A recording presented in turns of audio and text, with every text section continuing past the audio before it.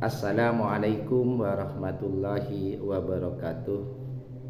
Bapak Ibu yang saya hormati, alhamdulillah berjumpa kembali dalam kajian subuh Yayasan Pendidikan As-Salam Jalan Merpati nomor 4 Sampang, Madura. Hari ini Kamis 5 Februari 2026. Tema pada pagi hari ini adalah kita sabar ketika sholat.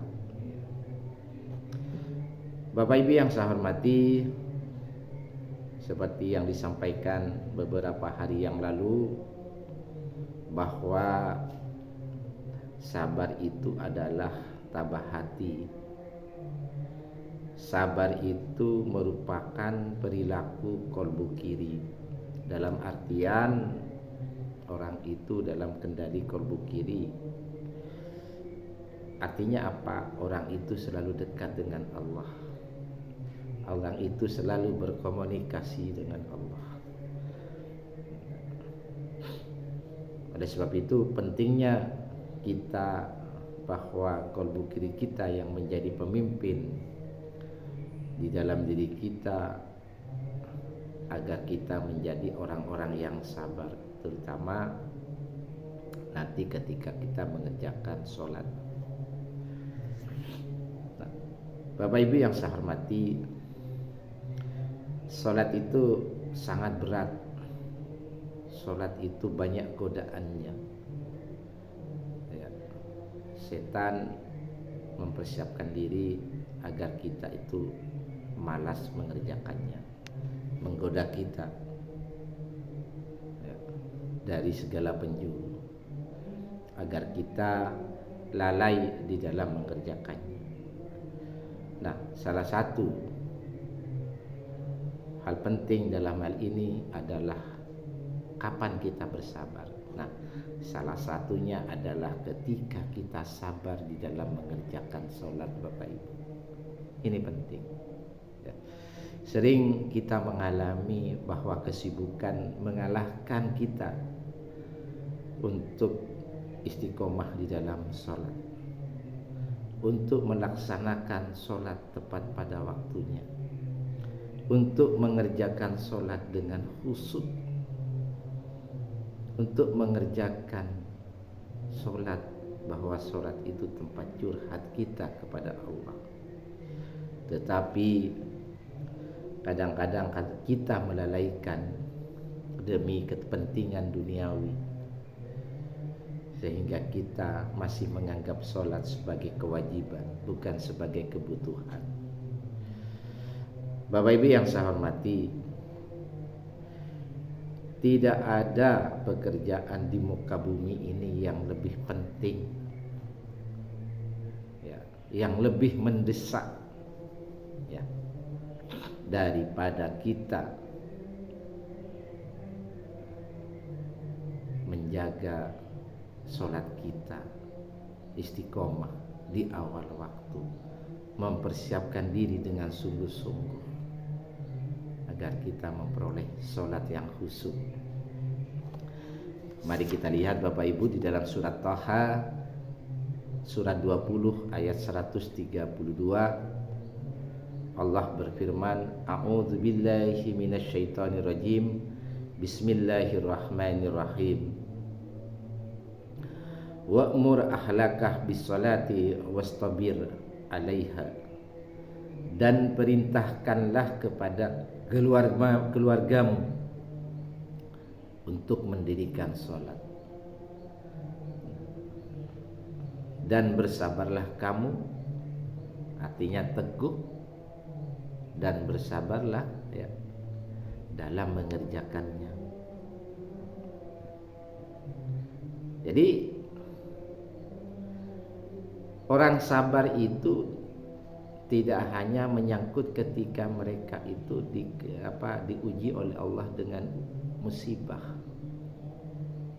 Tidak, misalkan kita mengalami musibah banjir, ketika mengalami musibah misalkan tanah longsor, atau musibah, misalkan ada anggota keluarga kita yang meninggal dunia. Tidak itu saja. Jadi salah satu orang sabar itu adalah juga ketika menunggu waktu sholat. Ya. Jadi kita menunggu Bapak Ibu, bukan sekedar lewat, bukan sekedar kewajiban. Karena apa? Ketika menunggu waktu sholat itu kita bergembira, karena sebentar lagi kita bertemu Allah lewat sholat. Ya. Nah ini yang sering kali kita lalaikan, yang sering kali kita lewatkan, disebabkan karena kesibukan dunia telah mengalahkan kita di dalam mengingat Allah lewat sholat. La nas'aluka rizqan, ya. Kami tidak akan meminta kepadamu, tidak membebankan kepadamu rizqan, rezeki, ya, untuk dirimu maupun orang lain. Jadi Allah di sini menekankan, ya, bahwa Allah tidak akan meminta Allah tidak akan meminta rezeki kepada kita, tapi justru sebaliknya. Nahnu narzuquka wal akibatu. Kamilah yang memberi rezeki kepadamu. Dan akibat yang baik itu yaitu pahala surga, littaqwa, hanyalah bagi orang yang takwa. Jadi Allah sebenarnya sudah menjamin Bapak Ibu bahwa orang-orang yang sabar, orang-orang yang mendirikan sholat, Allah kasih nanti rezeki. Jadi dalam artian Allah hanya berpesan, Allah hanya memberikan peringatan keras, jangan ganggulah waktu sholat, ya. Jangan ganggu. Artinya apa? Ketika kita sudah mendengar adzan, ya, maka kita bersabar bahwa di situ Allah telah memanggil kita. Ya. Letakkan semua pekerjaannya. Seperti yang saya katakan tadi, tidak ada yang lebih penting pekerjaan di muka bumi ini kecuali ketika dipanggil oleh Allah untuk menghadap Allah, yaitu sholat. Nah kalau sudah seperti itu, ketika kita berhenti bekerja sejenak untuk menghadap Allah, Allah jamin segala kebutuhan hidup kita dunia dan akhirat. Ya, Allah jamin. Ya rezekinya, rezeki itu kan tidak hanya bersifat materi saja. Bisa saja anak-anak kita adalah anak-anak yang soleh, ya. Anak-anak kita adalah anak-anak yang rajin sholat, ya, punya akhlak yang baik. Itu kan rezeki juga. Kemudian di dalam rumah tangga kita diberikan ketenangan, kedamaian. Ini juga rezeki. Tidak hanya sebatas kita memiliki mobil mewah, rumah megah, tidak. Memang itu bagian dari rezeki kita. Ya. Bapak Ibu yang saya hormati, bahwa balasan bagi orang-orang yang bertakwa, terutama ketika bersabar di dalam menjaga sholat, adalah surga, ya. Surga. Dan juga berkesudahan yang baik, baik itu urusan dunia maupun urusan akhirat. Jadi ayat ini bercerita tentang bagaimana landasan hidup kita, terutama bagi orang tua, dalam membangun lingkungan keluarga yang religius, bertanggung jawab atas keselamatan, ya, kehidupan akhirat bagi anggota keluarganya. Kemudian juga ayat ini mengajak kepada kita bahwa kita tidak perlu khawatir, kita tidak akan rugi walaupun waktu kita terpotong, ya, karena untuk mendekatkan diri kepada Allah lewat sholat, ya, maka rezeki kita tidak akan berkurang, justru makin melimpah, makin berkah, karena semuanya itu sudah Allah atur, Bapak Ibu. Maka kita itu kalau sudah nyampe waktu sholat, kita fokus saja ke waktu sholat, tinggalkan semuanya yang lain. Kalau kepingin kita hidup bahagia di dunia maupun di akhirat.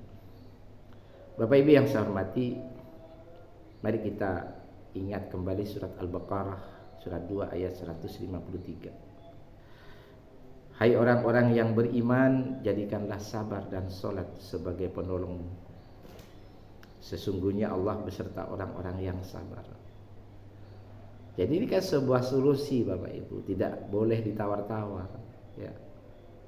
Bahwa permasalahan kehidupan kita baik di dunia maupun akhirat itu adalah sabar dan sholat, tidak ada lain ya. Jadi ketika kita ada ujian, kita sabar. Kita ada ujian, kita sholat. Seperti itu ya. Kemudian juga ada hadis Nabi riwayat Tirmidzi, sesungguhnya pertolongan itu bersama kesabaran ya. Kelapangan itu bersama kesempitan, dan kesulitan itu bersama kemudahan. Ada ini satu paket. Jadi mudah-mudahan kita adalah orang-orang yang selalu sabar di dalam menjaga sholat, terutama sholat 5 waktu. Marilah kita kerjakan sholat di awal waktu. Marilah kita kerjakan sholat itu berjemaah. Mari kita siapkan sholat itu dengan betul-betul mempersiapkan diri agar kita memperoleh kehusukan. Kalau kita kepingin bahagia, jagalah sholat kita. Kalau kita kepingin tenang, jagalah sholat kita. Kalau kita kepingin ya bahagia hidup dunia akhirat, jagalah sholat kita. Mudah-mudahan ini menjadi renungan bersama. Terima kasih. Wassalamualaikum warahmatullahi wabarakatuh.